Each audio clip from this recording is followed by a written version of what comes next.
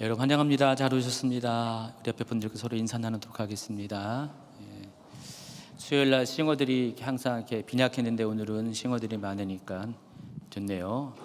계속해서 싱어분들은 나와 주시기 바라고요. 오늘 은경자매는 오늘 쉬는 날이라 맞죠? 쉬는 날인데 와서 감사합니다. 우리 이스라엘 단기 선교팀은요, 오늘 일정이 들어갔습니다. 이스라엘과 지금 우리 시차가 6시간이니까 거기가 지금 2시가 다 됐네요. 오후 2시. 한참 이제 사역에 집중할 때고요. 아침에 실로에 간다 그랬어요. 실로가 어딘지 아시죠? 실로는 실로입니다. 실로가 그 웨스트뱅크라고 하죠. 서안 지역. 예전에 이스라엘이 초기에 아직 왕정이 세워지기 초기에 그 실로에 성막이 있었습니다. 여러분 잘 알고 있는 그 엘리 제사장 때 실로에 성막이 있었고, 그 에베네셀 전투에서 아벡 전투에서 이스라엘이 패할 때 블레셋이 곧바로 밀고 들어가 가지고 실로를 회파시켜 가지고 그 이후로 실로는 성막의 지위를 빼앗기게 되죠. 그래서 저도 몇 년 전에 실로 갔을 때 그 실로에 있었던 성막의 터가 보존돼 있더라고요. 성막은 없는데 성막의 터가 보존돼 있어요. 그래서 거기 그냥 기념관 같은 데 가면은 홀로그램 비슷하게 그걸 이렇게 딱 재현시켜 놨어요. 옛날에 성막의 모습들을. 그 안에 딱 들어가면은 큰 이렇게 스크린에 그 성막이 딱 이렇게 영화처럼 딱 떠옵니다. 바로 그 장소. 그러니까 성막이 있던 그 장소를 바라보고 건물을 지었더라고요. 그래서 뭐 가본 적이 있었는데, 지금은 거기가 그 웨스트뱅크 지역이라서 그 팔레스틴 사람들이 그쪽을 다 살고 있어요. 그래서 거기는 이렇게 유대인들이 사는 곳이 아니라 팔레스틴 사람이 삽니다. 베델, 그다음에 세켐, 그리고 실로 다 같이 족장의 길 그 루트 가운데 있는데, 거기 실로도 마찬가지입니다. 그래서 이스라엘 사람들은요, 그 자기 조상들의 역사적인 흔적이 있는 땅이라서, 지역이라서 굉장히 위험한 지역임에도 불구하고 그 정착촌을 만들어서 거기를 지키고 삽니다. 갑자기 폭동이 일어나면은 굉장히 위험하잖아요. 근데도 이스라엘 사람들은 그 중에서 사람들이 거기에 들어가서 일부러 이렇게 주거를 하고요. 또 군인들이 또 뭐 지키고 있습니다. 다 베델, 세켐, 또 실로가 다 그런 위치에 있어요. 오늘 그 지역에 갔다고 합니다. 아마 그 지역에 가서 아마 기도하고, 복음, 유대인이 많이 살지 않기 때문에 어떻게 복음 전도를 하는지 모르겠는데, 이번 선교팀의 목적은 팔레스틴 사람 전도가 아니라 유대인 전도이기 때문에 어찌 된지는 모르겠어요. 근데 그렇게 아마 그렇게 시작합니다. 오늘 아침 6시 30분에 식사하고 7시 10분부터 움직이기 시작하니까 굉장히 바빠요. 어제 굉장히 지쳤을 텐데, 가는데 굉장히 지쳤을 텐데, 오늘 일정부터 시작해가지고 돌아올 때까지 12개의 도시를 이렇게 다니면서 전도를 한다고 합니다. 그래서 여러분 같이 좀 기도해 주시기 바라고요. 이번에 갔다 와서 감정이 넘치면은 내년에 꼭 여러분들 같이 가시기 바랍니다. 내년에는 제가 갈 거예요. 최문 목사님은 이제 못 가게 하고 한번 갔으니까 제가 가고 이제 교대로 가려고요 생각하고 있습니다. 자, 오늘은 사무엘서 이제 마지막 시간이고요. 제 17강입니다. 23장과 24장을 다룰 것이고요. 오늘 이제 사무엘서를 이제 종료하고 나서 보니까 이제 336페이지더라고요. 책으로 또 이렇게 만드니까 여러분 사무엘서를 한 권의 책으로 하면 이번에 한 요 정도 듣게 될 거예요. 딱 적당한 듣기인데, 필요하신 분들은 지금 신청해 주시면은 우리 장미영 전도사님 신청해 주시면은 전도사님이 여러분에게 만들어 줄 겁니다. 자, 지난 시간에 21장과 22장을 다뤘고요. 21장에는 뭐가 나와 있죠? 다윗 초기에 3년 기근 이야기가 나와 있고요. 또 후반부에는 다윗과 다윗의 용사들이 블레셋 가드에 살았던 마지막 거인의 후손들, 골리앗과 같은 그 거인의 후손들 4명을 물리친 이야기들이 기록이 되어 있습니다. 그리고 22장에는 다윗 왕이 주변의 모든 대적을 물리친 후에 하나님께 이 모든 것을 행하시고 이루어 주신 하나님께 감사하는 시가 기록이 되어 있어요. 그러니까 22장 전체가 다윗의 시로 되어 있고요. 자, 이 다윗의 시가 시편 18편과 동일하다고 말씀을 드렸습니다. 그래서 21장과 22장은 지금까지 이렇게 진행해온 그 사무엘 하의 흐름 가운데서 연대기적인 흐름이 아니라 갑자기 정지시켜 놓고 과거의 이야기를 끄집어냈어요. 삽입장에 해당합니다. 자, 그리고 오늘 23장은 다시 통치 말기의 이야기로 이제 돌아갑니다. 그러니까 21장과 22장은 연대기적인 이야기가 아니라 삽입장의 개념이고요. 23장부터 다시 연대기로 돌아갑니다. 그리고 1절부터 7절까지는 유언과도 같은 다윗의 마지막 말이 기록되어 있는데, 다윗은 이 구절들에서 이 단락에서 장차 임할 그 메시아 왕국을 미리 바라보고 그것들을 묘사하는 그런 노래를 합니다. 23장 1, 2절 한번 읽어주시기 바랍니다. 이른 다윗의 마지막 말이라. 이새의 아들 다윗이 말하며 높이 세워진 자, 야곱의 하나님께로부터 기름 부음 받은 자, 이스라엘의 노래 잘하는 자가 말하노라. 여호와의 영이 나를 통하여 말씀하시며 그의 말씀이 내 혀에 있도다. 23장 2절에 보니까 여호와의 영이 나를 통하여 말씀하시며 그랬습니다. 지금 이 구절들은 그래서 다윗이 임의로 말한 것이 아니라 성령의 감동하에 말씀한 겁니다. 그래서 이 다윗은 이 구절들을 통해서 아직 이루어지지 않은 미래의 이야기를 예언적으로 지금 말을 합니다. 3절, 4절, 5절을 이제 구체적으로 읽어드리겠는데 세 번역으로 읽어주세요.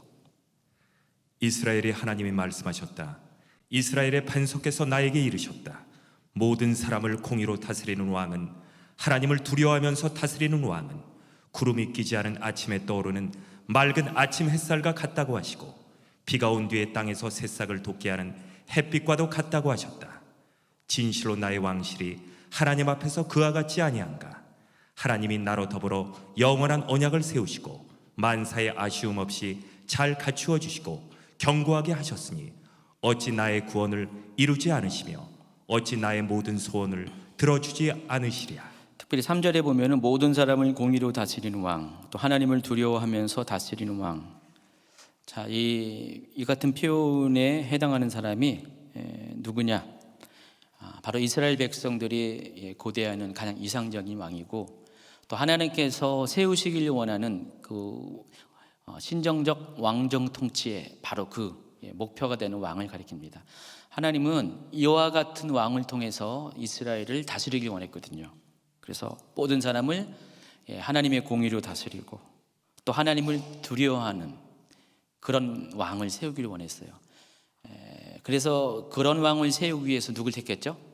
다윗을 택했습니다. 자, 그런데 다윗은 그럼에도 불구하고 결코 이상적인 왕이 될 수가 없었어요. 가장 이스라엘의 왕정 역사 중에서 가장 이 기준에 근접한 왕은 맞는데 다윗 역시 인간의 한계를 가지고 있었고요. 그래서 잦은 실수를 했고 또 말년으로 가면 갈수록 하나님 앞에 범죄하는 일들이 잦아지게 됩니다. 그래서 다윗 역시 이것을 꿈꾸지만은 그렇게 이상적인 왕의 목표에 이르지 못합니다. 그래서 이스라엘 사람들은 인간이지만은 인간의 이 한계를 벗어나서 연약함에 머물지 말고 정말 이렇게 아무런 번제도 없이 아무런 실수도 없이 완벽한 수준의 통치자를 고대하게 됩니다. 근데 그 통치자가 바로 메시아예요. 그러니까 이스라엘 사람들이 기대하는 메시아 그리스도는 인간의 몸을 가지고 완벽하게 하나님처럼 통치할 수 있는 그런 왕을 가리킵니다. 그런 왕이 도래하는 나라, 메시아 왕국을 이스라엘은 기대했습니다. 그래서 메시아 왕국은 하나님이 다스리는데 하나님이 육신의 몸을 입고 이 땅을 다스리는 그런 나라를 궁극적으로 말하는 겁니다. 물론 이스라엘 사람들은 거기까지는 알지 못했지만은 우리가 이 과거의 역사를 통해서 그들이 바랬던 그 메시아가 바로 그런 존재였다는 것을 알 수가 있습니다. 근데 그 분이 누구실까요? 예수 그리스도입니다. 예수님이 메시아가 그리스도랑 같은 단어인지 아시죠? 메시아는 히브리어고 그리스도는 헬라어입니다. 같은 이야기입니다. 기름 부음을 받은 자입니다. 그래서 예수님은 하나님으로부터 기름 부음을 받아서 세상과 거룩하게 구별된 분입니다. 그분을 메시아, 그리스도로 부릅니다. 그래서 그런 면에서 가장 완벽한 분은 가장 인간적이면서도 가장 하나님 같은 분은 예수님밖에 없다는 것입니다. 그러나 하나님의 원래 계획은 인간 중에서도 그런 사람이, 그런 왕이 세워지기를 기대했고 가장 근접하는 왕이 다윗이었지만은 다윗 역시 결국은 완벽하게 성공하는 왕이 아니었습니다.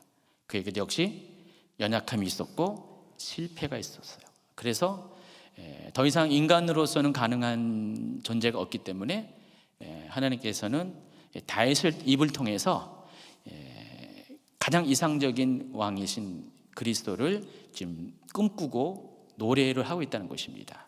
여러분, 메시아에 대한 예언이 그 다윗의 후손을 통해서 올 것이라고 선지자 예레미야나 또 이사야는 이렇게 예언을 합니다. 예레미야 23장 5절 6절. 여호와의 말씀이니라. 보라, 때가 이르리니 내가 다윗에게 한 의로운 가지를 일으킬 것이라. 그가 왕이 되어 지혜롭게 다스리며 세상에서 정의와 공의를 행할 것이며 그의 날에 유다는 구원을 받겠고 이스라엘은 평안히 살 것이며 그의 이름은 여호와 우리의 공이라 일컬음을 받으리라. 예레미야가 언제 활동했죠? 이스라엘이 남유다가 멸망하는 그 시기. 그러니까 6세기 말엽에 활약했던 선지자고요. 또 이사야 9장 6절 7절을 한번 읽어보세요. 이는 한 아기가 우리에게 낳고 한 아들을 우리에게 주신 바 되었는데 그의 어깨에는 정사를 메었고 그의 이름은 기묘자라 모사라 전능하신 하나님이라 영존하시는 아버지라 평강의 왕이라 할 것임이라. 그 정사 평강의 더함이 무궁하며 또 다윗의 왕자와 그의 나라에 군림하여 그 나라를 굳게 세우고 지금 이후로 영원히 정의와 공의로 그것을 보존하실 것이라. 만군의 여호와의 열심히 이를 이루시리라. 이사야는 8세기에 살았던 사람입니다. 그래서 8세기 전반에 걸쳐서 활약했던 사람이고요. 이사야가 꽤 오랫동안 사역을 했죠. 그러면 8세기에 이사야가 이야기했고 또 그보다 200년 후에 6세기에 예레미야가 이야기했던 그 다윗의 왕조에서 출생할 그 메시아에 대해서 다윗은 무려 200년에서 400년 전에 예레미야보다는 400년 그리고 이사야보다는 200년 전에 미리 메시아의 도래를 예언을 한 거예요. 지금 여러분 3절, 4절, 5절, 23장 3절, 4절, 5절이 예레미야가 예언했고 이사야가 예언했던 그 메시아 다윗의 후손으로 오는 메시아에 대한 선제적인 예언이라는 것입니다. 지금 다윗은 벌써 그것을 알고 있었어요. 나중에 200년, 400년 후에 예언자들 통해서 하나님이 말씀하실 그 메시아 사상을 처음으로 얘기한 사람이 다윗이라는 것입니다. 그러니까 다윗의 후손을 통해서 메시아가 오게 될 것을 다윗은 성령의 감동하에 그것을 지금 예언적으로 선포를 한 겁니다. 그리고 역사 가운데 마침내 그 예언이 성취가 되는데 마태복음 1장 1절에 보면 아브라함과 다윗의 자손 예수 그리스도의 계보라 해서 예수님께서 다윗의 자손으로 오시게 됩니다. 6절 7절을 또 있습니다. 그러나 사악한 자는 다 내버려질 가시나무 같으니 이는 손으로 잡을 수 없음이로다. 그것들을 만지는 자는 철과 창자루를 가져야 하리니 그것들이 당장에 불살리리로다 하니라. 메시아 왕국이 이렇게 임하게 되면은 한편으로는 심판이 또 임하게 됩니다. 지금 다윗은 그것을 얘기하는 겁니다. 메시아가 임하면은 한편으로는 구원이 있고요, 또 다른 면에서는 심판이 임합니다. 그래서 이것은 동전의 양면과 같아요. 동시적으로 메시아 왕국이 임할 때 압제당하는 자들은 구원을 받을 것이고, 또 압제를 시키는 사람은, 사악한 자는 심판을 당할 것입니다. 여기 사악한 자라고 했을 때 이 단어는 요즘 제가 많이 이렇게 소개를 하는데 벨리알이라는 단어라고 설명을 했습니다. 여러분, 벨리알이 사사기에 보면은 그 사사기 19장에 나와 있는 어디죠?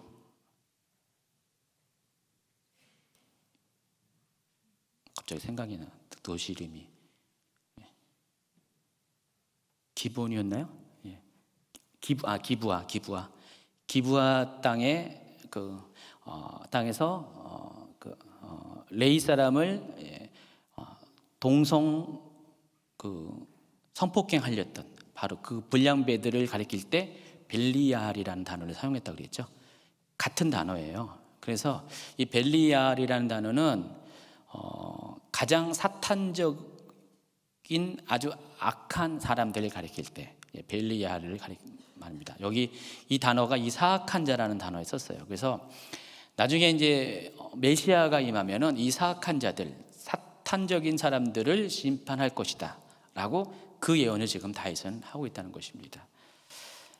그래서 이 다윗의 예언대로 메시아의 초림 사건이 예수님의 오심을 통해서 역사적으로 성취되었고, 그때 예수님께서는 십자가의 승리하심으로 인해서 이 사탄의 권세, 이 벨리알의 권세를 깨뜨리십니다.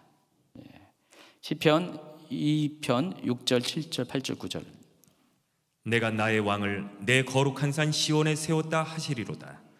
내가 여호와의 명령을 전하노라. 여호와께서 내게 이르시되 너는 내 아들이라. 오늘 내가 너를 낳았도다.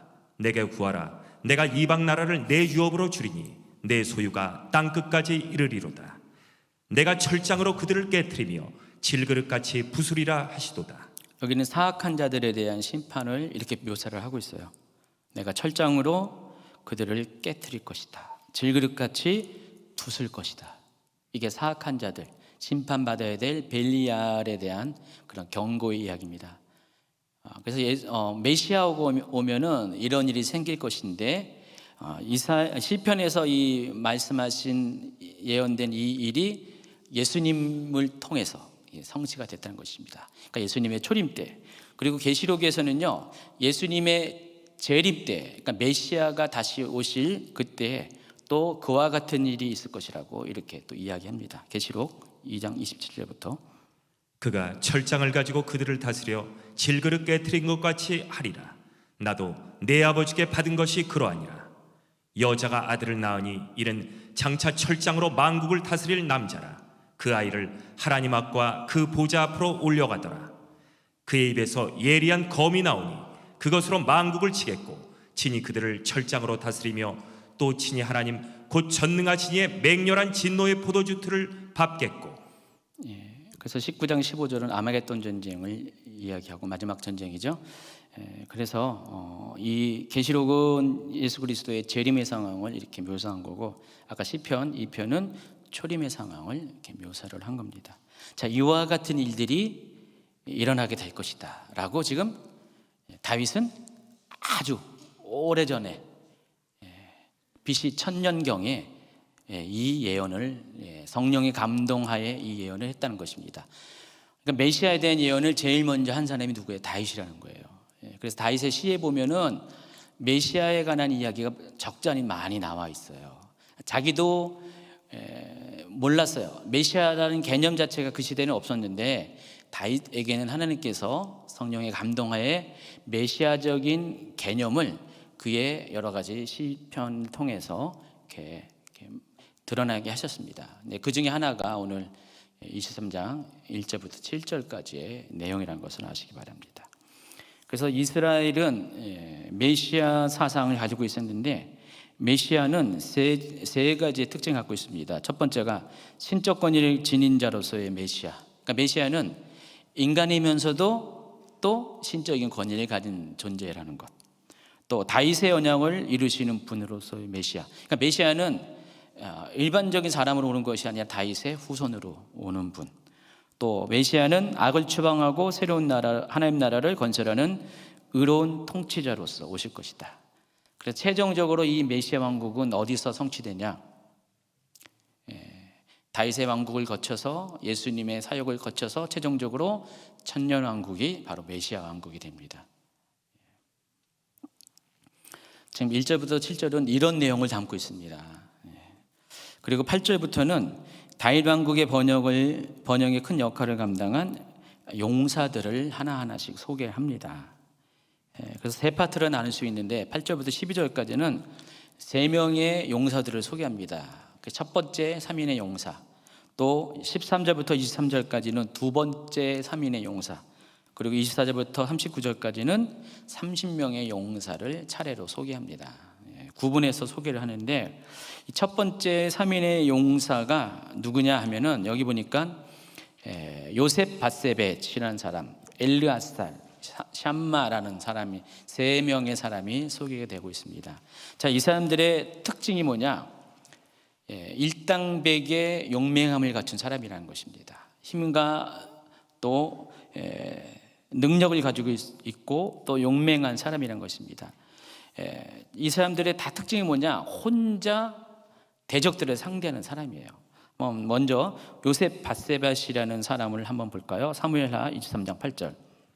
다윗의 용사들의 이름은 이러하니라. 다그몬 사람 요셉 바세벳이라고도 하고 에센 사람 아디노라고도 하는 자는 군 지휘관의 두목으로 그가 단번에 800명을 쳐 죽였더라. 요셉 바세벳이라는 이 사람이 그렇게도 부르고 또 아디노라고 부르는 같은 사람입니다. 이 사람이 어떤 사람이냐? 혼자서 800명을 쳐 죽였다 그랬습니다. 일당 800입니다. 대단한 사람이죠. 지금 세 사람들은 다 그런 종류의 사람들을 소개하는 거예요, 지금. 그래서 800명을 혼자서 상대해서 죽일 수 있는 사람. 여기 군지휘관이라고 나오는데 이 군지휘관에 해당하는 히브리어가 살류시예요. 살류시인데 이 단어는 또 다른 곳에 또 군지휘관이 등장하는데 거기는 샤르라는 단어가 또 사용해요.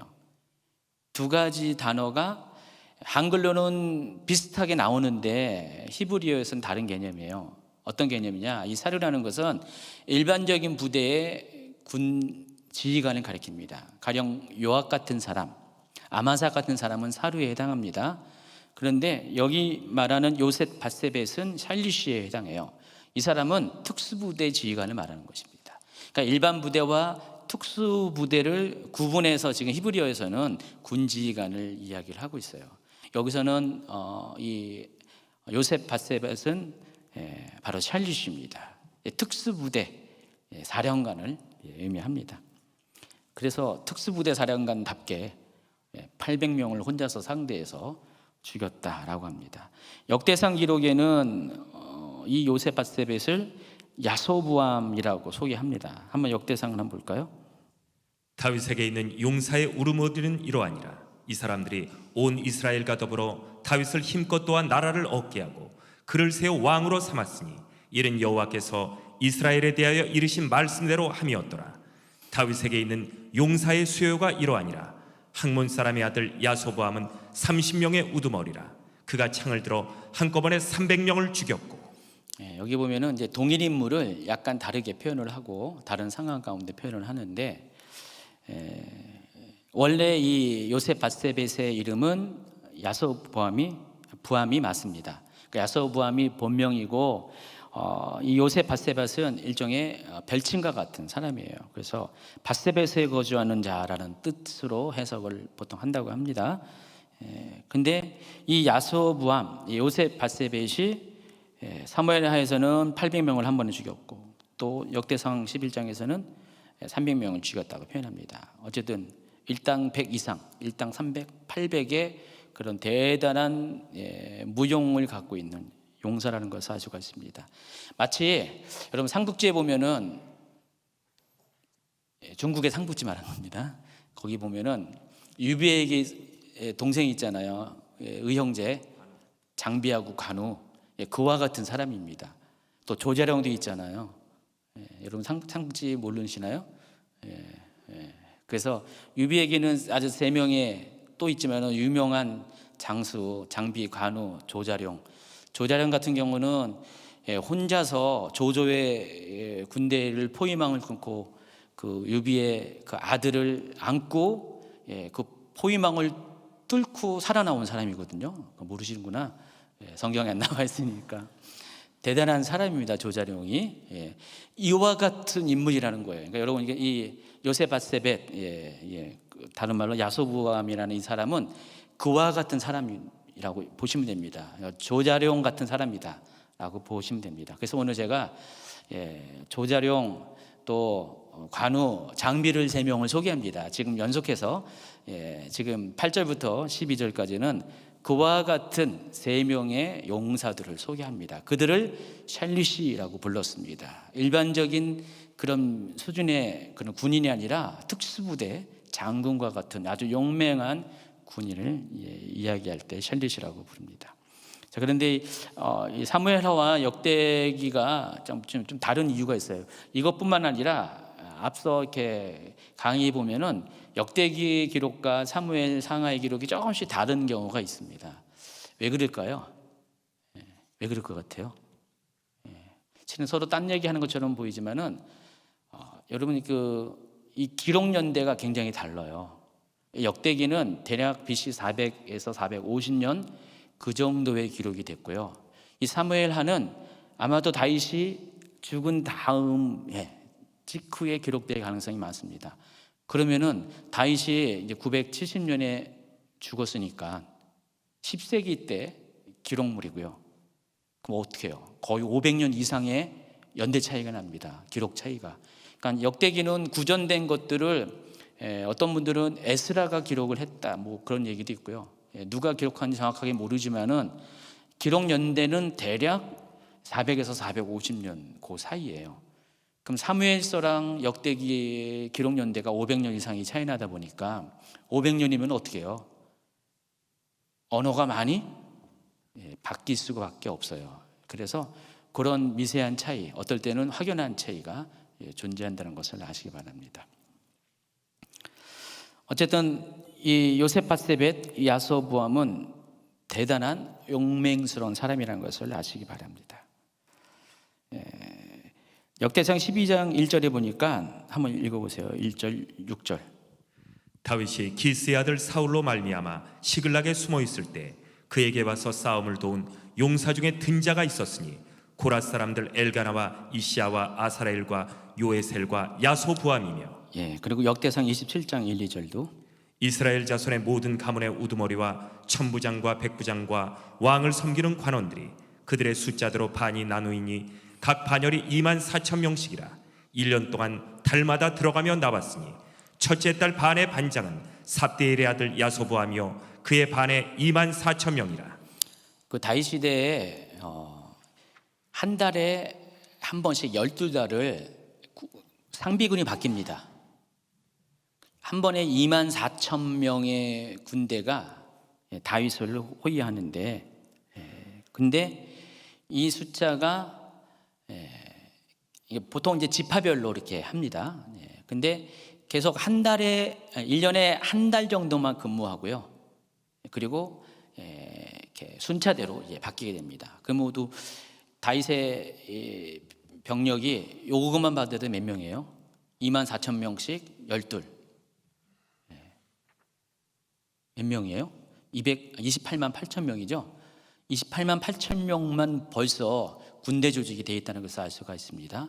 자, 그 달마다 바뀌는 그 상비군의 첫 번째 순서를 맡은 사람이 바로 야소부암이라고 여기 소개하고 있습니다. 그래서 이 야소부암은 다윗이 시글락에 있을 때, 블레셋 땅 시글락에 있을 때 그때 다윗에게 합류한 사람입니다. 그러니까 다윗과는 굉장히 오랜 그런 동역자라는 것을, 충성된 군인이라는 것을 알 수가 있습니다. 두 번째 소개한 사람이 엘르아살입니다. 9절 10절. 그 다음은 아우아 사람 도대의 아들 엘르아살이니 다윗과 함께한 세 용사 중에 한 사람이라. 블레셋 사람들이 싸우려고 거기에 모임에 이스라엘 사람들이 물러간지라.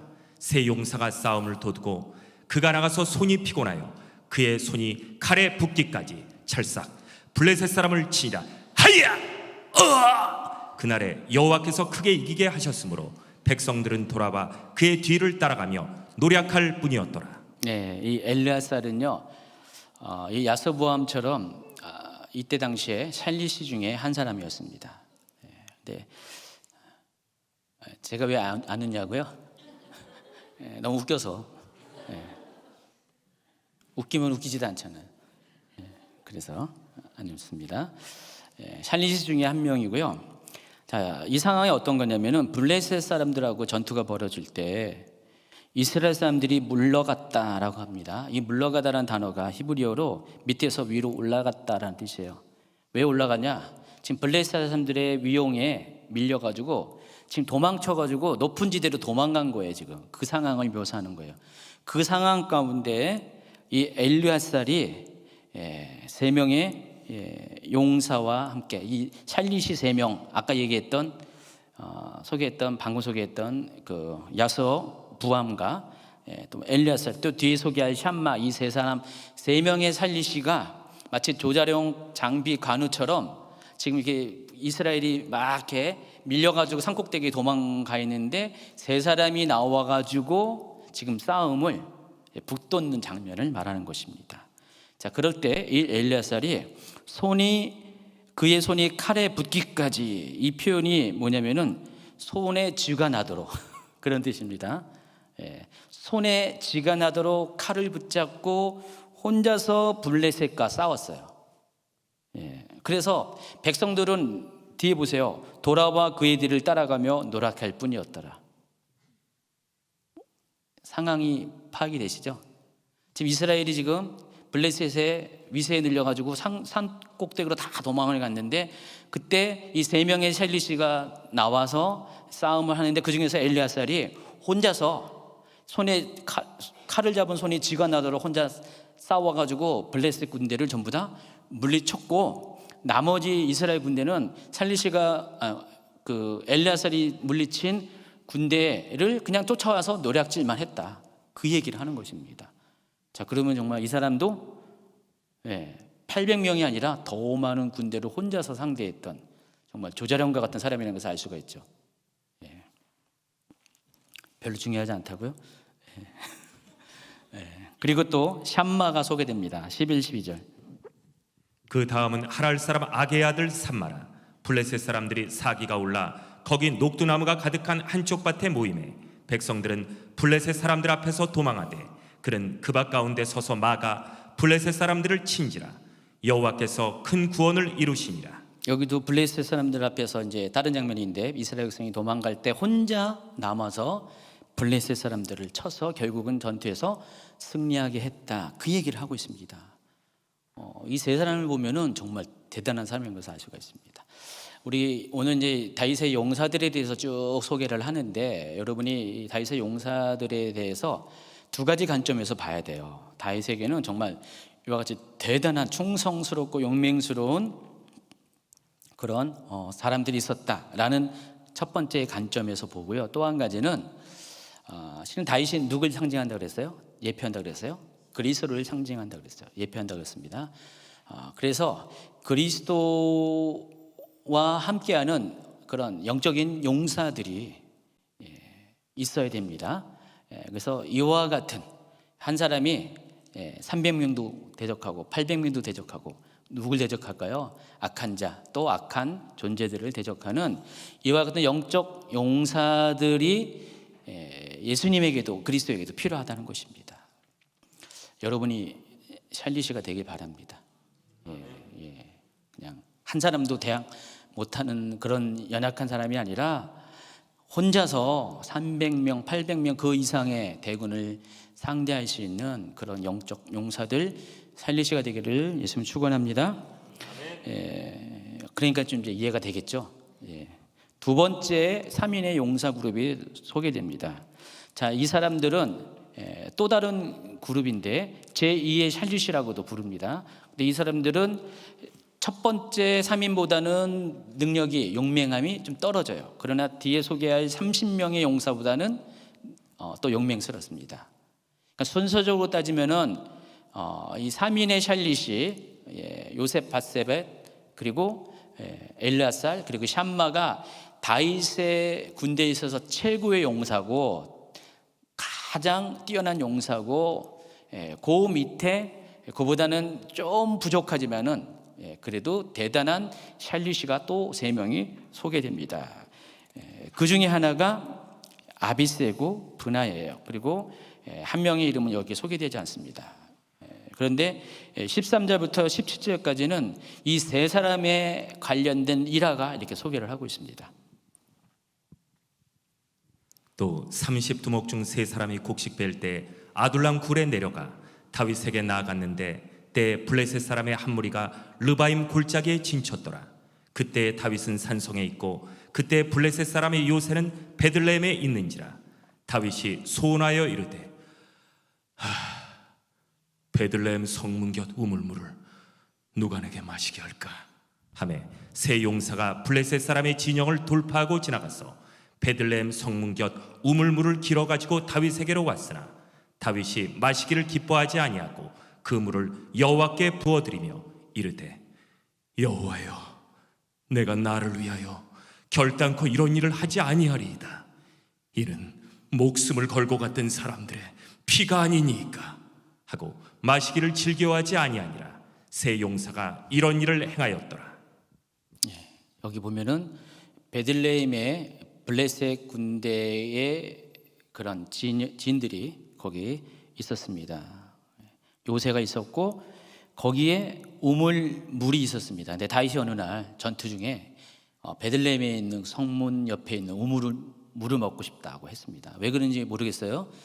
물은 많을 텐데 사실은 다윗이 그런 마음이 들었을 때 이때 목숨을 걸고 3명의 용사가 가서 적진을 헤쳐가지고 우물물을 길어왔다 그 얘기하는 것입니다. 그만큼 이 3사람의 용사 샬리시는 앞에 3명보다는 못하지만은 대단한 용맹을 가진 사람이라는 그 얘기를 하고 있습니다. 어쨌든 다윗이 이들의 용맹함과 충성됨을 보고 감히 그 물을 먹지 못하고 여호와의 전에다가 그것을 부었다. 여호와의 여기 뭐라고 했습니까? 여호와의 전이 아니라 여호와께 부어드렸다. 그 얘기를 하고 있습니다. 어쨌든 이 사람들도 대단한 사람인 것 같습니다. 그러니까 이 사람들은 오로지 뭐예요? 다윗을 위해서, 다윗의 마음을 흡족하기 위해서. 이와 같이 여러분도 이렇게 하나님, 예수님의 마음을 흡족하기 위해서 어떤 상황 가운데서도 이와 같은 용맹함을 보일 수 있는 영적인 군사가 되셔야 됩니다. 아비새, 그 중에서 이제 실명이 등장합니다. 아비새는 어떤 사람인가? 18절부터 소개하겠습니다. 또 수르야의 아들 요압의 아우 아비새이니 그는 그 3사람의 우두머리라. 그가 그의 창을 들어 300명을 죽이고 3사람 중에 이름을 얻었으니 그는 3사람 중에 가장 존귀한 자가 아니냐. 그가 그들의 우두머리가 되었으나 그러나 첫 3사람에게는 미치지 못하였더라. 아까 말씀한 것처럼 첫 번째 샬리시보다는 미치지 못했어요. 근데 이 사람도 아비새도 300명을 창으로 죽였다. 일당 300의 용사입니다. 수르야의 아들 요압의 동생입니다. 요압은 3 형제가 있죠. 요압, 아사헬, 아비새. 아사헬은 일찌감치 아브넬에 의해서 죽었고요. 그래서 다윗이 그들을 받아들여 군대 지휘관을 삼았다라 밑에 역대상 12장에 나오는데 18절에 나오는데 이 군대 지휘관이 아까 히브리어로 뭐라고 했죠? 샬리시라고 했습니다. 그리고 3명 중에 한 명인 브나야가 또 소개가 됩니다. 브나야에 대해서 23장 20절부터 23절까지 이렇게 소개합니다. 또 갑세엘 용사의 손자 여호와의 아들 브나냐이니 그는 용맹스러운 일을 행한 자라. 일찍이 모압 아리엘의 아들 둘을 죽였고 또 눈이 올 때 구덩이에 내려가서 사자 한 마리를 쳐 죽였으면 하야! 또 장대한 애굽 사람을 죽였는데 그의 손에 창이 있어도 그가 막대기를 가지고 내려가 그 애굽 사람의 손에서 창을 빼앗아 그 창으로 그를 죽였더라. 여호야다의 아들 브나야가 이런 일을 행하였으므로 세 용사 중에 이름을 얻고 30명보다 존귀하나 그러나 세 사람에게는 미치지 못하였더라. 다윗이 그를 세워 시위대 대장을 삼았더라. 브나야는 이제 앞서 계속 소개됩니다. 그렛 사람과 블레셋 사람의 사령관으로 나와 있습니다. 그렛 사람, 블레셋 사람들은 어떤 사람이냐면은 다윗의 친위대를 말합니다. 근위대, 경비병, 경비대대. 여러분 이제 우리나라 그 조선 시대도 왕궁을 지키는 그 친위대가 따로 있었잖아요. 그와 같은 개념들입니다. 그 사람들의 리더예요. 자, 그래서 이 부대는 일종의 특수부대입니다. 준 특수부대죠. 일반 부대보다 준 특수부대인데 그 브나야가 그들의 리더인데 브나야에 대한 개인적인 그 무용담이 딱 소개되어 있어요. 모압 아리아의 아들 둘을 죽였다. 눈이 올 때 먹이가 궁에서 민가로 내려와서 잡힌 사자를 구덩이에 넣어놨는데 내려가서 구덩이에 있는 사자를 싸워서 죽였다. 또 장대한 애굽 사람 2m 30cm나 되는 그런 아주 그냥 그 거인을 싸워서 죽였다. 자, 이런 무용담을 쭉 얘기했습니다. 그래서 이 브나야도 대단한 사람이라는 것을 알 수가 있죠. 이렇게 세 명의 그 용사들을 소개하는데 23절에도 보여요. 30명보다는 존귀하나 그러나 앞에 세 사람보다는 미치지 못했다. 그 얘기를 하고 있습니다. 그래서 앞에 얘기했던 이 세 사람은 정말 대단한 사람이고요. 이 두 번째 이 용사도 대단한데 그보다는 조금 용맹이 떨어지는 그런 사람이라는 것입니다. 다윗에게는 정말 이런 사람들이 많이 있습니다. 용맹한 사람들이 많이 있고요. 다 그들이 뭐예요? 다윗을 위해서 충성하는 사람이었다는 것. 평생을 충성했던 사람들이라는 것을 알 수가 있습니다. 이어서 30인의 용사에 대해서 소개합니다. 쭉 읽으면 좋은데 뭐 많이 있어가지고 그 말이 그 말이고 그 말이 그 말인 것 같아가지고 반복적인 것 같아서 일단 여러분 이렇게 알아서 읽으시고요. 여기 보면은 몇 가지 이제 특징이 30명의 이 용사들이 모두가 다 이스라엘 각 지파에서 골고루 선발한 사람이에요. 이 사람들은 다윗의 왕국 초기에 다윗이 군대를 조직할 때 앞에 두 종류의 두 그룹의 샬릿에 이어서 마치 뭐 천부장과 같은 역할로 이렇게 세운 사람입니다. 천부장이 오늘날로 치면 한 연대장 수준이 될 겁니다. 그러니까 연대장들을 이렇게 뽑았어요. 각 지파별로 그 중에서 뛰어난 용사들을 뽑았습니다. 근데 그 중에는요 외국인으로서 다윗 왕국에 기여한 사람도 두 명이 소개됩니다. 암몬 사람 셀렉이라는 사람과 또 헷은 히타이트 민족을 말하는데 우리야 그 밧세바의 원래 남편. 이 두 사람은 원래 이스라엘 지파에 속한 사람이 아니었고요. 이들은 모두 게르라고 외국인으로서 이스라엘에 귀화한 사람, 오늘날 식으면 영주권을 가진 사람, 그런 사람을 말합니다. 그런 사람도 30인의 용사에 들어갔습니다. 그리고 또 실제로 다 세보면은요, 요압의 아들 아사엘은 30명 중에 하나요라고 했지만은 실제 다 제가 헤아려 봤더니 31명이에요. 안 맞아요. 그리고 총합이 또 37명이다라고 했기 때문에 그래서 뭔가 안 맞는 것 같은데 알고 보면은 여기에 중복된 한 명이 있습니다. 누구냐면은 하랄 사람 샴마. 아까 첫 번째 살리쉬에 속했던 샴마가 여기 중복돼서 표현이 돼 있어요. 그래서 이 사람을 빼면은 30명 용사가 맞습니다. 어쨌든 다윗은 이와 같이 대단한 군대 조직을 갖고 있었고요. 이 군대 조직을 통해서 강대국의 그런 군사적인 강대국의 그런 위용을 가졌습니다. 그러니까 다윗의 군대는 막강했습니다. 처음에는 이들이 아까 그 아비새와 같은 경우처럼 처음에는 다 그 다윗이 아직 세력이 약했고 왕이 되기 전부터 그렇게 다윗에게로 와서 다윗의 부대에 합류를 해서 그때부터 다윗과 동고동락을 하면서 많은 전투와 또 그런 상황들을 겪어내면서 하나하나 용사로 성장한 사람입니다. 제가 지난번에 얘기했지만 다윗 곁에는요 20년 전이나 20년 후나 사람이 거의 안 바뀌었다고 했잖아요. 그렇죠? 여러 요소에 있는 사람들이 변화가 거의 없어요.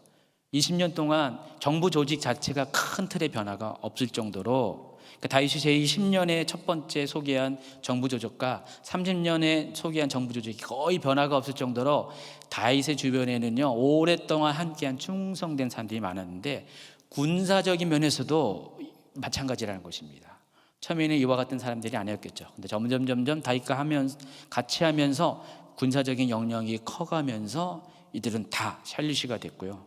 또 30인의 용사처럼 대단한 그런 사람들이 되었습니다.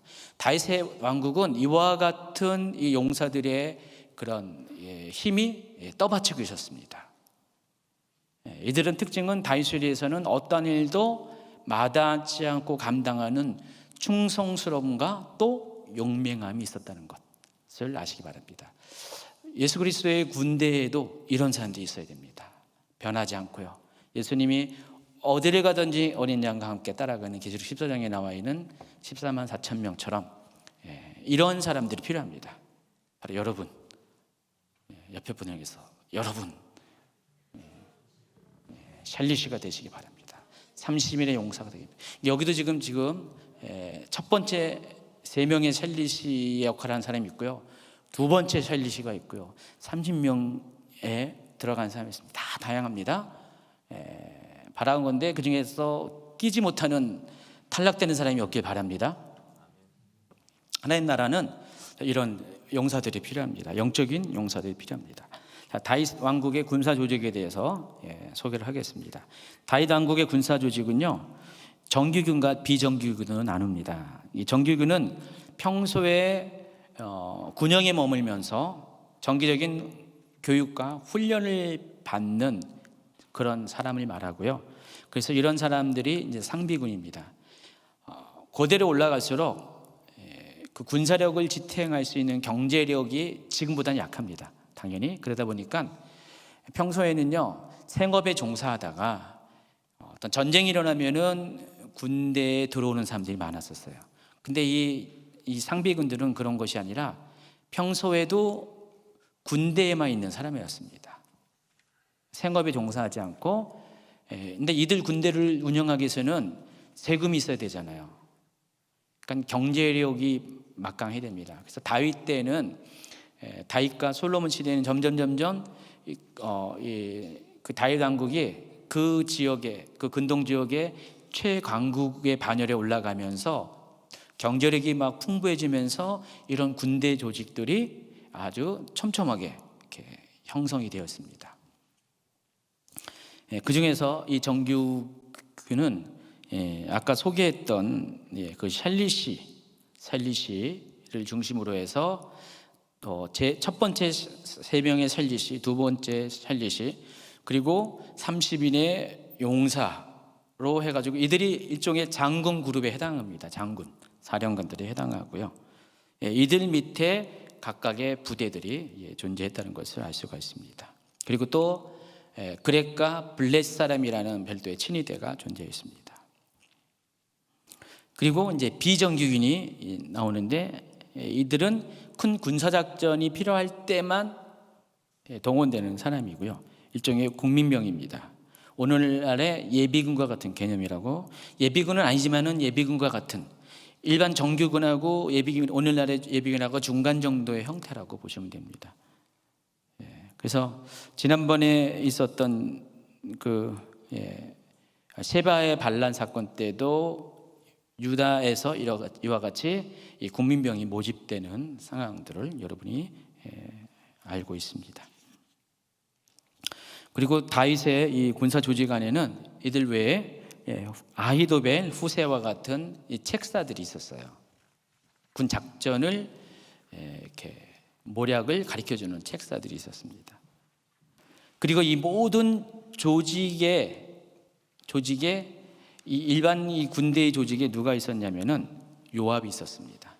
자, 여러분 이 그림을 이렇게 표를 봐서요. 제가 이렇게 표를 그려놨는데 전체적인 표가 있어요. 왕이 있고요. 군 통수권자가 왕이 있고 그 밑에 요압이 있었습니다. 군대 총사령관입니다. 오늘날 이제 뭐라고 했죠? 3군 참의장인가? 국방부 장관? 국방부 장관이라고 불리겠네. 국방부 장관 같은 역할하는 사람이 요압이었습니다. 그리고 그 밑에 정규군으로서 샬리시들이 있었고 30인의 용사가 있었고 또 그들 밑에 또 많은 병력들 정규군이 있었고요. 또 비정규군인 국민병들이 그때마다 모집이 됐습니다. 그리고 요압의 지휘와 별도로 다윗의 친위대인 그 분야야가 있었고 또 모사들이 있었습니다. 이렇게 다윗 시대 때 군대 조직이 됐어요. 근데 오늘 23장 후반부에 나와 있는 그 다윗의 용사들을 소개할 때 요압은 등장하지 않죠. 실은 요압이 여기 중요하게 등장해야 정상인데, 근데 사무엘서를 기록한 사람은 이 사무엘서가 갓 아니면 나단이 기록할 가능성이 있는데 요압을 별로 이렇게 안 좋아했어요. 요압이 이제 열왕기상 초반부에 보면은 어떻게 해요? 솔로몬을 대척하는 반란의 또 중심에 서니까 그때쯤 이 사무엘서가 기록이 되었기 때문에 요압에 대해서는 사무엘서 전체를 보면은 또 이렇게 객관적인 진실은 다 얘기하지만은 요압에 대해서 그렇게 좋은 후한 평가를 안 했어요. 근데 여기서도 요압이 등장하지 않습니다. 참고로 그렇게 하시기 바라고요. 이번에 이제 24장으로 넘어갑니다. 24장에는요 다윗의 말년에 행한 인구조사가 기록되어 있습니다. 근데 이 인구조사는요 다윗의 생애 가운데 실수도 있었지만은 가장 큰 범죄라고 하면은 이 밧세바와의 간통하고 또 우리아를 죽이는 이 첫 번째 사건이 다윗의 생애에 있어서 가장 큰 범죄입니다. 두 번째 범죄라고 손꼽을 하면 바로 이 24장에 소개되는 인구조사. 두 가지의 범죄가 다윗에게 있어서 가장 씻을 수 없는 하나님 앞에 큰 범죄입니다. 자, 이 일로 인해서 다윗이 잘못한 건데 이 일로 인해서 이스라엘 사람 7만 명이 전염병으로 죽습니다. 여러분 말이 7만 명이죠. 지금 7만 명 죽어봐요. 전염병 돌아서. 대한민국에서 그런 일이 있어봐요. 난리가 나겠죠. 전 세계적으로 이런 일은 드물잖아요. 근데 다윗 시대 때 7만 명이 이렇게 전염병에 걸려서 다윗의 잘못 때문에 죽었던 사건이 실제로 일어났습니다. 그만큼 이 사건은 굉장히 다윗의 생애에 있어서 치명적인 그런 오점을 남기는 그런 잘못된 사건입니다. 범죄입니다. 자, 다윗이 인구 조사를 하게 된 동기와 상황이 1, 2절에 소개가 됐는데 먼저 1절을 한번 읽어보겠습니다. 여호와께서 다시 이스라엘을 향하여 진노하사 그들을 치시려고 다윗을 격동시키사 가서 이스라엘과 유다의 인구를 조사하라 하신지라. 여기 보면은 이 인구 조사가 이 표현에 의하면은 하나님께서 다윗의 마음을 격동시켜서 발생한 사건이라고 소개를 하고 있습니다. 근데 하나님께서 왜 그렇게 했냐? 이스라엘 백성을 치시려고. 근데 왜 치시려냐? 이스라엘을 향해서 진노했기 때문에. 그래서 하나님이 왜 이스라엘에 대해서 진노했는가에 대해서는 여기서 힌트는 없어요. 정확한 내막은 몰라요. 그렇지만은 이스라엘이 민족적으로 뭔가 잘못을 했어요. 이 일이 있기 전에. 뭔가 잘못을 했고 하나님은 그것 때문에 진노하셨고 그들을 심판하시기 위해서 하나님께서 심판의 근거를 만들기 위해서 다윗의 마음을 격동시켜서 인구조사를 했고 그 인구조사를 근거로 하나님이 이스라엘을 심판했다. 그 얘기를 24장 1절은 이야기를 하고 있다는 것입니다. 때때로 우리가 이런 일을 경험할 때가 있어요. 하나님이 우리의 잘못을 이렇게 지적하시고 또 잘못에 대해서 심판하실 때 어떤 그것을 심판을 하게 된 근거된 사건들이 생겨날 때가 있다는 것입니다. 여러분 출애굽할 때 이스라엘은 출애굽을 하지만은 하나님께서는 거긴 동시에 두 가지 의미가 있습니다. 이스라엘의 구원이라는 의미와 항상 하나님이 하는 일은 그런 거예요. 이스라엘 편에서는 그들을 구원하는 건데 또 이집트 사람들 편에서는 하나님이 그들을 심판하는 거거든요. 나중에 우리가 이제 성도의 휴거가 있을 때도 성도의 구원인데 또 남은 자들은 심판이거든요. 항상 하나님의 역사는 구원과 심판이라는 것이 세트로 이렇게 오게 돼 있어요. 그래서 이집트를 심판하기 위해서 하나님께서는 이스라엘을 구원하는 그 과정을 통해서 그것을 막아서게 하는 행동을 누가 하죠? 바로가 합니다. 그래서 바로가 이스라엘 사람들을 보내는 것에 대해서 반대하죠. 강팍하게 반응하죠. 완악하게 반응하죠. 하나님을 막 이렇게 조롱하면서 막 반응하죠. 그래서 하나님께서는 그것을 근거로 이집트를 바로의 그 못된 행동을 근거로 이집트를 심판하십니다. 그와 같은 개념에서 오늘 이 다윗의 행위를 여러분이 이해를 하시라는 그 의미입니다. 하나님께서 이스라엘이 뭔가 범죄를 했는데 잘 모르지만은 그것을 심판하기 위해서 그 하나님의 심판의 근거를 만들기 위해서 하나님의 섭리 안에서 다윗을 격동시켰는데 다윗 안에도 또 뭐가 있냐? 오늘 이게 인구조사 통해서 알 수 있는 것은 다윗 속에 하나님 앞에 잘못된 그 악한 마음이 도사리고 있었어요. 근데 그것이 하나님께서 허락을 하니까 드러나서 그런 행동을 하게 했다는 것입니다. 그래서 이것의 도구를 받는 게 바로 사탄입니다. 그래서 역대상 21장 1절에 보면은 또 이렇게 소개를 합니다. 이 사건에 대해서 사탄이 일어나 이스라엘을 대적하고 다윗을 충동하여 이스라엘을 계수하게 하니라. 똑같은 인구조사 이야기를 다루고 있는데 이 역대상에서는 이 일이 사탄이 다윗을 충동했다라고 소개를 하고 있어요. 결국 뭐예요? 하나님께서 다윗의 마음 가운데 사탄을 보내어서 다윗에게 교만한 마음을 주어서 이 인구조사를 실행하게 했다. 그 얘기를 하고 있다는 것입니다. 자, 그렇다면 다윗 안에 있는 악한 생각이 과연 뭘까? 2절과 3절을 한번 읽어볼까요? 이에 왕이 그 곁에 있는 군사령관 요압에게 이르되 너는 이스라엘 모든 지파 가운데로 다니며 이제 단에서부터 브엘세바까지 인구를 조사하여 백성의 수를 내게 보고하라 하니 요압이 왕께 아뢰되 이 백성이 얼마든지 왕의 하나님 여호와께서 100배나 더하게 하사 내 주 왕의 눈으로 보게 하시기를 원하나이다. 그런데 내 주 왕은 어찌하여 이런 일을 기뻐하시나이까? 이 상황을 보면은 다윗이 요압을 군사령관 요압을 국방장관을 불러서 모든 이스라엘 지파에 가가지고 단에서부터 브엘세바까지, 이 표현은 관용적인 표현입니다. 이스라엘의 전 국토를 말할 때 항상 단에서부터 브엘세바라고 표현합니다. 모든 인구를 조사할 것을, 백성 수를 조사할 것을 명령을 합니다. 근데 요압이 반대를 합니다. 아니 이 백성이 얼마든지 왕의 하나님 여호와께서 100배나 더하게 하실 정도로 이미 하나님께서 이 인구를 계속해서 빠른 시간 내에 이렇게 증가하게 하셨는데 뒤에 보면은요 이때 인구가 한 500에서 600만 명이 돼요. 다윗 시대 때 다윗 왕국의 인구가 500, 600만 명이 됩니다.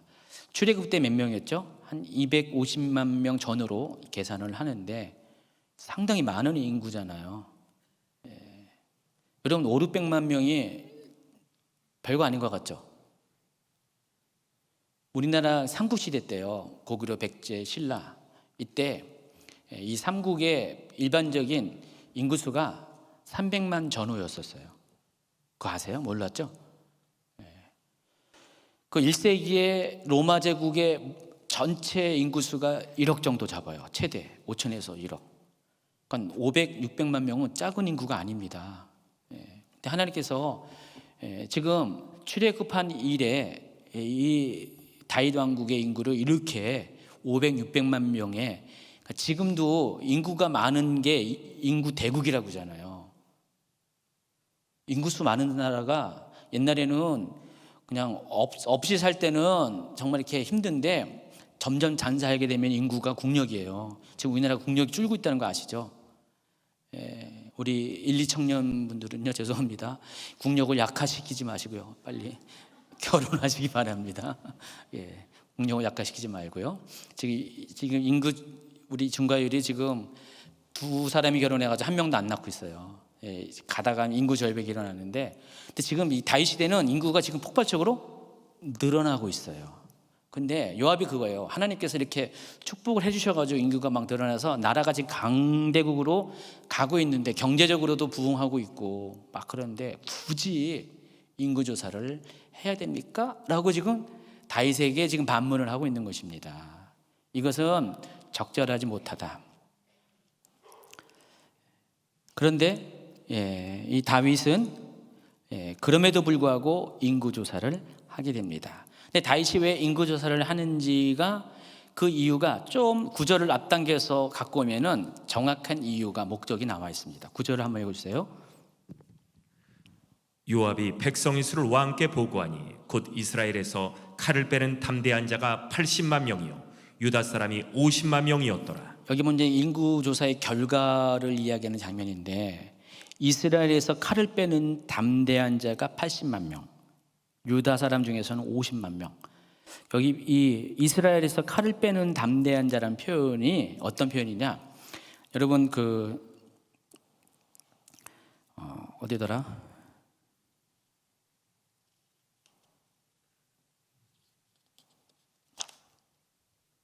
민수기 38번 슬라이드를 한번 보여주세요. 332페이지인데요. 집사님은 332페이지 민수기 1, 2절을 1장 2, 3절을 좀 읽어주세요. 너희는 이스라엘 자손의 모든 회중 각 남자의 수를 그들의 종족과 조상의 가문에 따라 그 명수대로 계수할지니라. 이스라엘 중 20세 이상으로 싸움에 나가려고 하는 모든 자를 너와 아론은 그 진영별로 계수하되. 자, 이게 같은 개념이라는 뜻이에요. 지금 이스라엘에서 칼을 빼는 담대한 자라는 것은 민수기 1장에서 3절에서 말한 바로 이스라엘 중에서 20세 이상으로 싸움에 나갈 모든 자를 말한 것입니다. 민수기 때 인구조사의 목적도 똑같고요. 이때 다윗 시대 인구조사 목적이 뭐예요? 군인수를 파악하는 것입니다. 뭐 남녀노소 중요한 게 아니라 몇 명의 군인을 확보할 수 있는가, 그것을 파악하기 위해서 지금 인구조사를 명령한 거예요, 다윗이. 그랬더니 이스라엘에서, 그러니까 유다 지파를 뺀 나머지 이스라엘 지파를 합쳤더니 80만 명이고 유다 지파만은 50만 명이다. 여러분 이제 사무엘 상하나 또 열왕기 이제 가면은요, 늘 언제나 이 관점이 유다 지파를 따로 계산하는 게 많아요. 특별하게. 왜냐면은 이 기록을 다 기록한 사람들이 다 누굴까요? 유다 왕국의 사람들이거든요. 그러니까 이스라엘의 역사의 중심은 유다 왕국이었어요. 나중에 북이스라엘은 다 흩어졌잖아요. 그러니까 그 열왕기서를 쓴 사람도 북이스라엘 출신 사람이 아니라 남유다 출신이거든요. 그러다 보니까 항상 어떤 상황 가운데서도 유다의 관점에서 다 기록이 돼 있어요.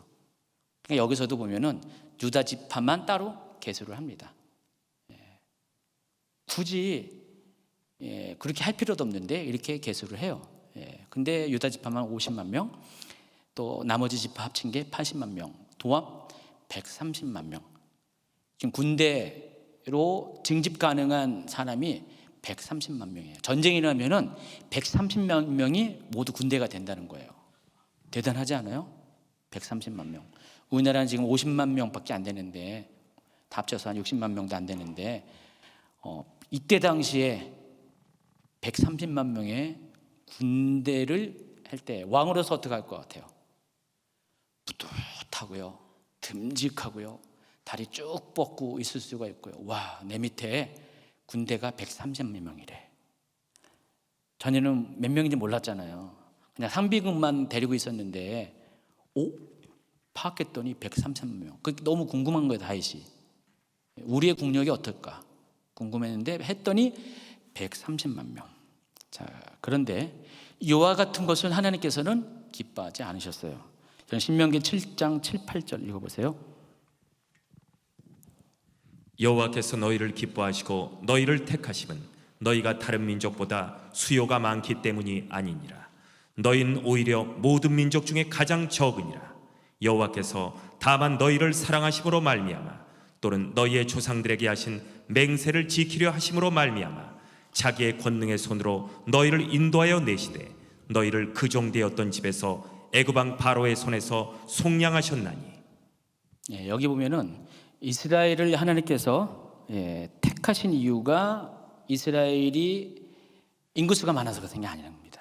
병력수가 많아서 그런 것이 아니라 오히려 적어요. 그래서 그 적은 미미한 그 인구수를 가진 이스라엘을 택한 이유가 그들을 택해서 어떻게 해요? 하나님께서 어떤 분이신가를, 능력이 하나님이신 것을, 하나님이 권능의 손으로 그들을 이끄셨다는 것들을 그 미미한 그 이스라엘을 통해서 나타내시고자 그들을 택했다, 그 얘기하는 겁니다. 실제로 이스라엘 백성은 자기들의 병력에 의지하지 않고 번번이 하나님께서 그 역사적인 순간마다 개입하셔가지고요, 지금까지 모든 이 시대를 하나님께서 대적으로부터 승리하게 해가지고 민족을 지켜왔고 이렇게 왕국을 이루잖아요. 심지어 하나님은요, 병거도 못 만들게 했잖아요. 솔로몬 시대에 병거가 생기는데 이 다윗 때만 해도요, 다 거의 보병들이었어요. 뭐 하나님께서 이 다윗에게 전리품으로 병거와 말까지 주셨는데도 그걸 다 어떻게 해요? 힘줄을 다 끊어버려가지고 쓰지도 못하게 할 정도로 하나님은 오직 하나님 외에 다른 것을 의지하지 않도록 여지껏 지금 다윗의 평생을 이끌어 오셨어요.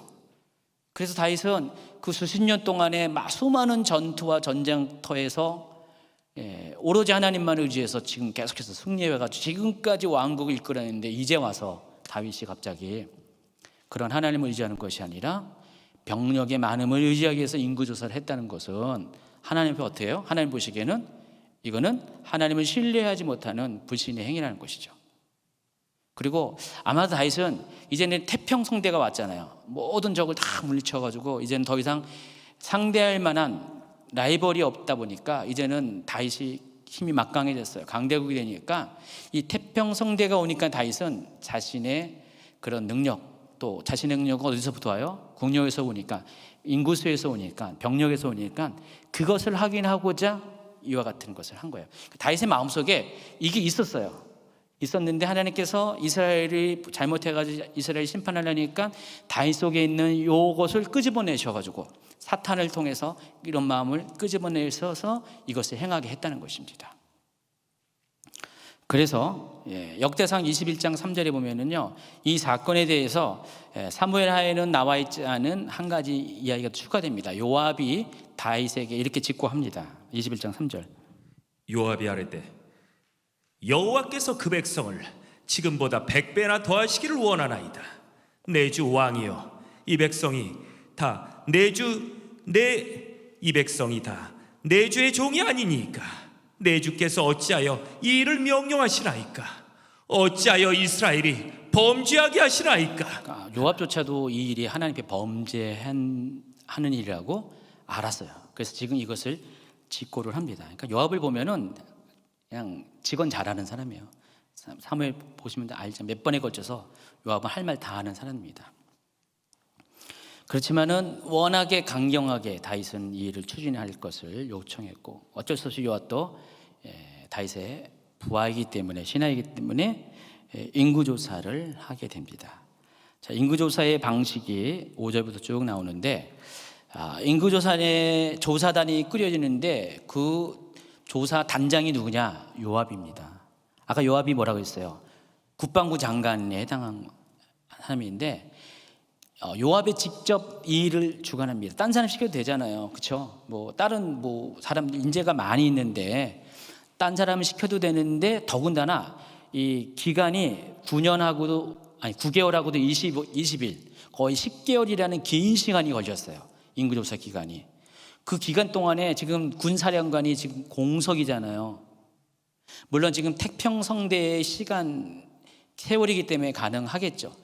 근데 그럼에도 불구하고 지금 국방부 장관이 10개월 동안을 거기에 매달려 가지고 전국을 다 돌고 있고요. 지금 수도에는 자기 책상에는 없는 거예요.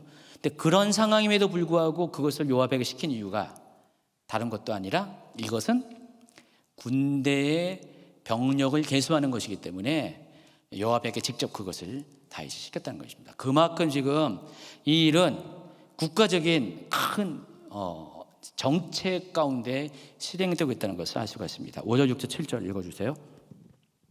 요단을 건너 각 골짜기 가운데 성읍 아로엘 오른쪽 곧 야셀 맞은편에 이르러 장막을 치고 길르앗에 이르고 담릿 후시 땅에 이르고 또 다나안에 이르러서는 시돈으로 돌아 두로 견고한 성에 이르고 히윗 사람과 가나안 사람의 모든 성읍에 이르고 유다 남쪽으로 나와 부엘세바에 이르니라. 저 요단 동편의 갓 지방의 땅이라고 했는데 원래는 저희가 그 모압 위쪽에 바로 아로엘이 르우벤 지파의 땅인데 여기서는 갓 지파라고 했어요. 그러니까 이 시대에 아마 갓 지파가 이 땅을 어떻게 했는지 모르겠는데 여기서는 그렇게 표현을 하고 있습니다.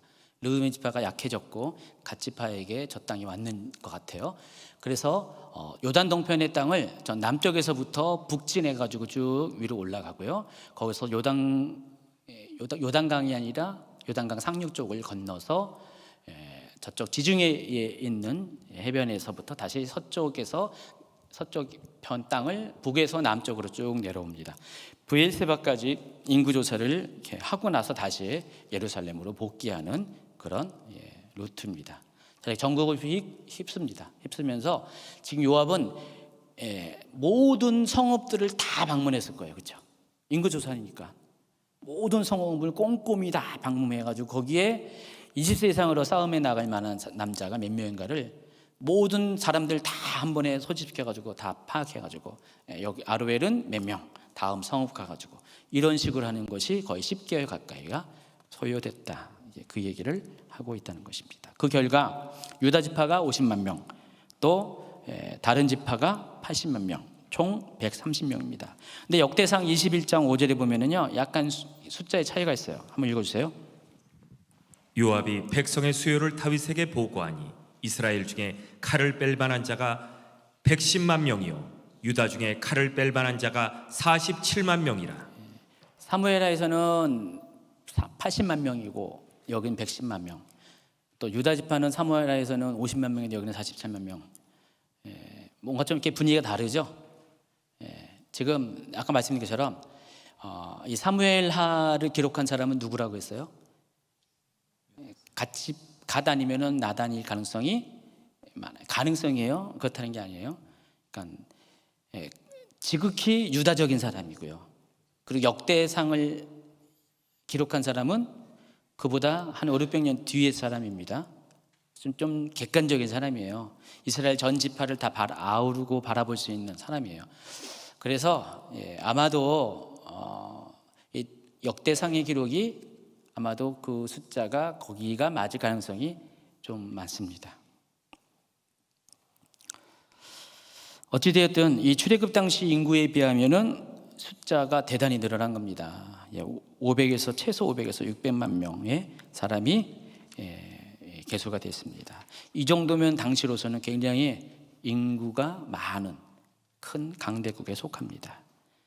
당시 보통 나라들은 도시국가 형태로 있던 나라들은 몇만 명에 불과한데 지금 이제 통일 왕국으로 해가지고 500만 명, 600만 명이라면은 그런 도시 국가들이 감히 상대할 수 없는 막강한 군사력을 가진 나라라는 것을 아시기 바랍니다. 자, 인구 조사가 끝나게 되자 다윗 왕은 자신의 한 일에 대해서 자책을 합니다. 그리고 자기의 지은 것이 죄라는 것을, 하나님 앞에 범죄한 것을 깨닫고 하나님께 용서를 구합니다. 24장 10절. 다윗이 백성을 조사한 후에 그의 마음에 자책하고 다윗이 여호와께 아뢰되 내가 이 일을 행함으로 큰 죄를 범하였나이다. 여호와여, 이제 간구하옵나니 종의 죄를 사하여 주옵소서. 내가 심히 미련하게 행하였나이다 하니라. 참, 다윗은요 잘못도 쉽게 하고 회개도 쉽게 합니다. 어떻게 보면 이랬다 저랬다. 근데 하나님 앞에서는 이랬다 저랬다 하는 사람이 좋은 것 같아요. 잘못했어도 끝까지 나 잘못 안 했다고 버티는 고집스러운 사람보다, 고시보다, 고시사님한테 얘기하면 안 돼요. 고시사님 얘기하는 거 아닙니다. 고시보다는 이렇게 잘못한 것에 대해서 바로 회개하는 사람이 하나님 앞에서는 지혜로운 사람이고 하나님이 기뻐하는 사람인 것을 아시기 바랍니다. 그러니까 다윗은 두 번에 걸쳐서 정말 보통 사람들이 짓지 않는 잘못된 행동을 했어요. 근데도 뻔뻔히 용서함을 받잖아요. 근데 그 이유가 깨닫고 솔직하게 인정하고 회개를 했다는 것. 이게 장점이에요. 어떤 사람은요 더 작은 죄를 지으면서도 회개 안 합니다. 근데 글쎄요, 작은 죄보다 큰 죄를 했기 때문에 더 아주 임팩트가 확신해서 회개를 하는 건지 그런 측면도 있을는지 모르겠지만은 다윗은 이게 장점인 것 같아요. 저도 고시는 아닌데 약간 고시 비슷한 성격이 있는 것 같아요. 우리 집의 여자들이 뭐 할 때 우리 딸까지 합쳐가지고 뭐 할 때 아빠는 잘못을 인정해야지. 한두 달 전에 세 사람이 협공해가지고 저한테 뭘 인정하라고 그럽니다. 근데 뭐 인정할 것도 없는데 여자들 입장에선 제가 잘못한 것 같아요. 그때 뭐였더라? 청소와 관련된 건가? 뭔가가 있었어요. 근데 제가 잘못했다는 거예요. 저는 잘못한 것 같지 않아가지고 내가 왜 그러냐 그랬더니 잘못한 거 인정해야 된다고. 셋이서 협공을 해가지고 결국 인정을 했죠. 근데 제가 확실하게 잘못한 거면 인정하는데 잘못한 것 같지 않은데 잘못했다 그러니까 3대 1이니까 할 수 없죠. 근데 보니까 제 그런 얘기를 들어보니까 저도 자존심이 좀 있는 것 같아요. 그래서 그런 거 잘 인정은 안 하는 것 같아요. 왜 아빠는 이게 미안하다는 소리를 안 해? 하면서 그러더라고요. 근데 하나님 앞에서나 사람 앞에서나 해야 돼요. 미안하다고 잘못을 인정하는 사람. 저는 다른 사람에게는 그 잘못한다고 인정을 많이 하는데 어떻게 가족들한테 안 하는 것 같아요. 지금 보니까. 그래요. 여러분 가족들한테 먼저 그렇게 하시기 바랍니다. 지금 보니까 생각이 나네요. 어쨌든 다윗은 이렇게 회개에 있어서는 잘못에 있어서도 둘째 가면 서러울 사람, 회개에 있어서도 둘째 가면 서러울 사람, 빠른 회개를 하는 사람이라는 것입니다. 그런데 여기 보니까 10개월 걸려서 10개월. 다윗이 이 죄를 인정하기까지 10개월 걸렸습니다. 잘못을 했는데도 인구조사를 다 끝내고 오니까 다 끝마친 다음에 그때 가서 용서를 구합니다. 그런데 여러분 아시기 바랍니다. 죄의 용서와 죄의 대가는 별개의 문제. 항상 기억하세요. 하나님은 여러분의 죄는 그것이 어떤 것이라도요 다 용서하세요. 100% 다 용서하는데 근데 하나님은 공의하는 하나님이시기 때문에 그러니까 하나님의 긍휼과 하나님의 공의는 같은 겁니다. 한 쌍이에요. 그래서 하나님은 긍휼을 베푸시면은 또 공의대로 우리의 잘못에 대해서는 심판하시는 분입니다. 그래서 하나님은 다윗의 죄에 대해서는 용서하셨어요. 밧세바와의 그 간음 우리아를 살해한 것에 대해서 용서하셨죠? 근데 대가로 어떻게 했어요? 두 사람 사이에 낳은 자식은 데려가셨잖아요. 여기도 마찬가지로 하나님은 다윗의 죄가 워낙에 큰 거였기 때문에 인구조사가 그래서 용서는 했어도 대가를 치르게 합니다. 근데 재밌는 것은 세 가지 선택을 요구하세요. 셋 중에 하나, 선지자 갓을 보내서 셋 중에 하나를 선택하게 합니다. 첫 번째, 7년 기근. 두 번째, 다윗 왕이 대적에게 3개월 동안 쫓겨다니는 것. 세 번째, 다윗 왕국에 3일 동안 전염병이 퍼지는 것. 이 셋 중에 하나를 선택하라고 갓을 통해서 통지를 합니다. 그랬을 때 다윗이 뭘 선택하냐? 사무엘하 24장 14절 읽어주시기 바랍니다.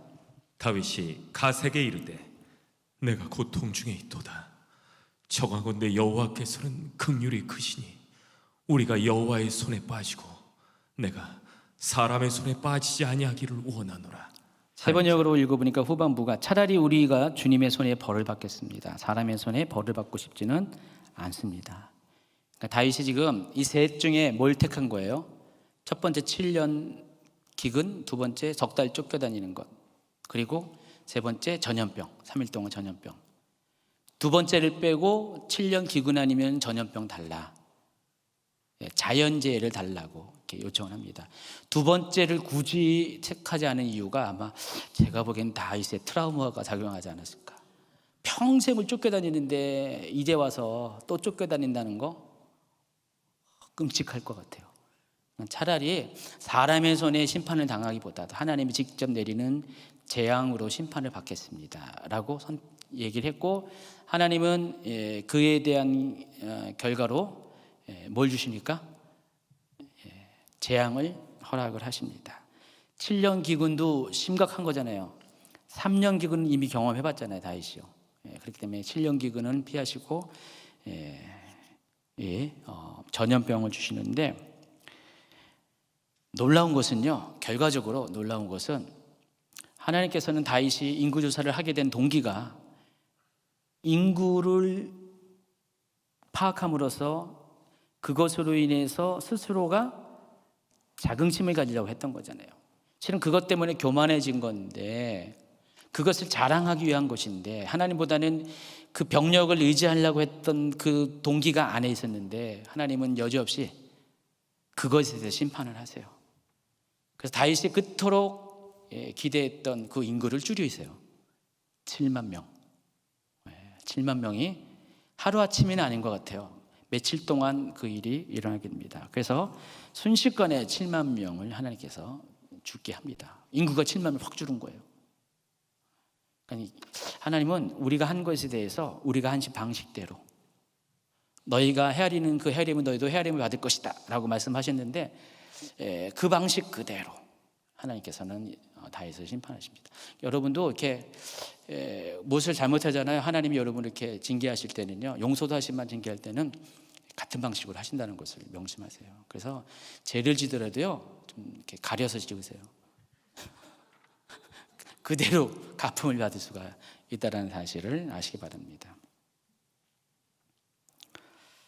7만 명이 죽은 후에 하나님께서는 재앙 내리심을 후회하십니다. 항상 성경에 보면 하나님이 심판하신 다음에 꼭 후회하시고, 그렇죠.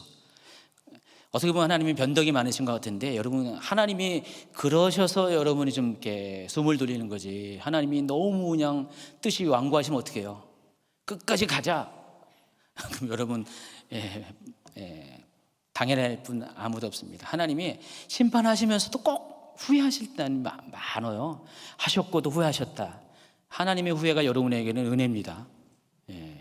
여러분 기도할 때 막 이렇게 그렇게 하나님께 징계를 당할 때, 하나님 오늘도 후회해 주세요. 그렇게 요청을 하세요. 하나님 후회 잘 하시잖아요. 이렇게 후회해 주세요. 이렇게 하시기 바랍니다. 16절 읽어주세요. 천사가 예루살렘을 향하여 그의 손을 들어 멸하려 하더니 여호와께서 이 재앙 내리심을 뉘우치사 백성을 멸하는 천사에게 이르시되, 족하다, 이제는 네 손을 거두라 하시니 여호와의 사자가 여부수 사람 아라우나의 타작마당 곁에 있는지라. 16절에 보면 천사가 예루살렘을 향하여 그의 손을 들어 멸하라 한다라는 표현이 있습니다. 이것을 통해서 알 수 있는 것은 아직 예루살렘까지는 그 재앙이 임하지 않았다는 것을 아시고요. 그리고 이제 천사가 예루살렘을 치려고, 그 재앙을 가져온 천사가 예루살렘을 치려고 예루살렘에 왔어요. 어디에 왔냐면은 여부수 사람 우나, 아리우나. 하도 그냥 이름들이 많이 등장해가지고요. 아리우나의 타작마당에 이렇게 추수하면은 이렇게 따로 그 추수를 이렇게 밀을 까부리는 타작마당이 있거든요. 거기에 재앙을 갖고 온 천사가 지금 딱 스탠바이 하는 것을 어느 순간 다윗의 눈이 열려가지고 천사를 본 겁니다. 봤어요. 여러분, 계시록에 보면은요, 하나님은 말씀하시지만 재앙을 가져다 주는 사람이 누군지 알아요? 심판은 다 천사예요. 재앙을 실행하는 사람은 다 천사입니다. 그래서 그와 같은 개념이에요. 천사가 지금 재앙을 가져주려고, 여러분 눈에는 안 보이지만 천사가 지금 사람들에게 전염병을 막 이렇게 던지는 거예요. 출애굽 사건 때도 천사가 그렇게 행한 것처럼 그렇게 그것을 다윗의 눈이 밝아져서 보았다는 것입니다. 근데 지금 거기가 지금 여부수라는 것은 예루살렘의 옛 이름이에요. 예루살렘에 원래 여비스 거민이 살았잖아요. 근데 그 중에서 남은 자들이 거기 왕국의 일원이 돼서 살고 있었어요. 시족의 한 부분으로 살고 있었는데 그 여부수 족속에 속한 아리우스라는 사람의 아라우나, 잠깐만 헷갈려요. 아리우스 아라우나. 아라우나의 타작마당에 지금 있었어요. 그래서 곧 지금 예루살렘이 그 천사들의 재앙에 의해서 전염병이 돌기 직전에 지금 다윗이 그것을 보았다는 것입니다. 그때 17절에 보세요. 한번 읽어주세요. 다윗이 백성을 치는 천사를 보고 곧 여호와께 아뢰어 이르되 나는 범죄하였고 악을 행하였거니와 이 양무리는 무엇을 행하였나이까? 청하건대 주의 성으로 나와 내 아버지의 불집을 치소서. 7만 명이 죽었으니 다윗이 이거 소식을 보고를 들었으면서 슬펐을 거 아니에요. 그래서 깨달았고, 그래서 내가 잘못한 건데 나와 내 집을 쳐야 되는데 나와 내 집은 멀쩡하고 이 양무리가 뭔 까닭에 이렇게 죽임을 당하냐고 지금 하소연을 지금 하고 있는 것입니다. 그랬더니 하나님께서 또다시 선견자 갓을 보내줍니다. 18절 19절. 이날에 갓이 다윗에게 이르러 그에게 아뢰되 올라가서 여부수 사람 아라우나의 타작마당에서 여호와를 위하여 제단을 쌓으소서 하매 다윗이 여호와께서 명령하신 바 갓의 말대로 올라가니라. 그래서 하나님께서 이 일을 해결해 주기 위해서 하나님의 심판을 멈추게 하는 방법을 가르쳐 줍니다. 그러니까 지금 갓의 얘기가 아니라 갓을 통해서 하나님께서 말씀하시는 거예요. 이렇게 하면은 내가 심판을 멈추게 하겠다. 그러니까 하나님은 항상 행동에는요, 항상 근거가 있어야 돼요. 하나님이 우리를 징계하실 때도 근거로 죄의 행동이 있어야 되고요. 또 우리를 용서하실 때도 심판을 거둘 때도 용서는 하시지만 심판을 거둘 때도 그 심판을 거둘 수 있는 근거가 있어야 되는데 그게 바로 제사를 드리는 거였어요. 하나님의 가시성에서 제시한 것이 아라우나의 밭에서 지금 천사가 거기 있으니까 지금 재앙을 예루살렘에 갖다 줄 천사가 지금 거기 준비하고 있으니까 잠깐 보류시켜 놓고 거기서 제사를 드릴 것을 이야기합니다. 그래서 다윗이 그 얘기를 듣고 아라우나의 밭에 가가지고 그 땅과 모든 것들을 값을 치르고 삽니다. 원래는 아라우나가 왕이 왔으니까 뭔가를 위해서 다 공짜를 누렸는데 다윗은 거절을 합니다. 반드시 돈을 치러야 된다. 왜냐하면 이것은 그래서는 그렇게 해서는 안 되거든. 대가를 치러야 되기 때문에. 그래서 50세겔, 은 50세겔을 대가로 치릅니다. 계산해 봤더니 오늘날 돈으로 2천만 원입니다. 2천만 원으로 그 땅을 사고요. 거기에 관계된 소도 사고 다 삽니다. 돈을 지불하고. 그리고 거기서 번제와 화목제를 드렸더니 24장 25절 시작. 그곳에서 여호와를 위하여 제단을 쌓고 번제와 화목제를 드렸더니 이에 여호와께서 그 땅을 위한 기도를 들으시매 이스라엘에게 내린 재앙이 그쳤더라. 그래서 하나님께서 이것을 근거로 재앙을 멈추게 합니다.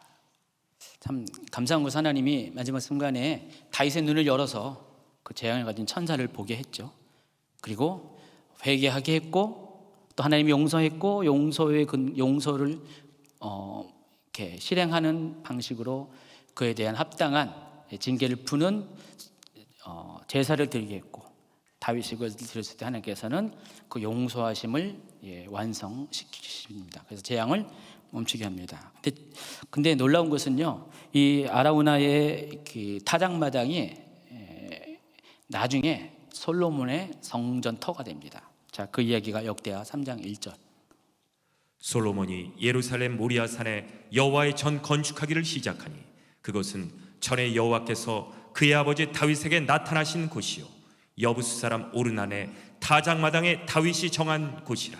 오르나는 아라우나를 말하는 것입니다. 아까 말씀드린 것처럼 사무엘하고 역대기는 벌써 600년 정도의 기록 연대 차이가 있다 보니까 이렇게 사람 이름에 대해서 약간 다른 것처럼 보여지는 표현들이 있습니다. 같은 사람입니다.